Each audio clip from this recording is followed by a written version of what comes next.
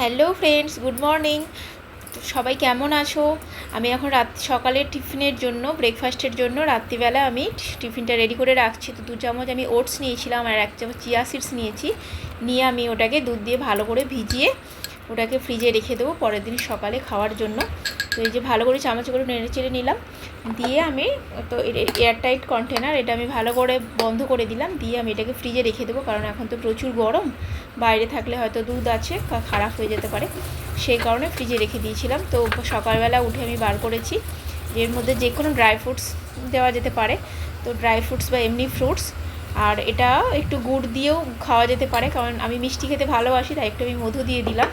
আর মিষ্টি জাতীয় কোনো ড্রাই ফ্রুটস দিলেও এর মধ্যে মানে হয়ে যায়, লাগে না আর কোনো মিষ্টি দিতে, মানে গুড় বা মধু। তো আমি কিছুটা কলা কেটে রেখেছিলাম আর চেরি কেটে রেখেছিলাম, ওইগুলোকে আমি দিয়ে দিলাম। তো এই ফ্রুটসগুলোই মানে ছিল মিষ্টি জাতীয়। আর তার উপর থেকে আমি একটু কাজু দিয়ে দিলাম, কিশমিশ দিলেও খুব ভালো লাগে, মিষ্টি মিষ্টি লাগে। তো কিশমিশটাও ছিল না, তো সেজন্য আমি কাজু দিয়ে দিচ্ছিলাম। তো এটা খেতে খুবই ভালো লাগে সত্যি, মানে খেতে সকালবেলায় ব্রেকফাস্টে এটা দারুণ লাগে। তো তো ব্রেকফাস্টটা আমি এভাবেই আজকে সকালে আমরা করলাম, আমি আমার হাজব্যান্ড।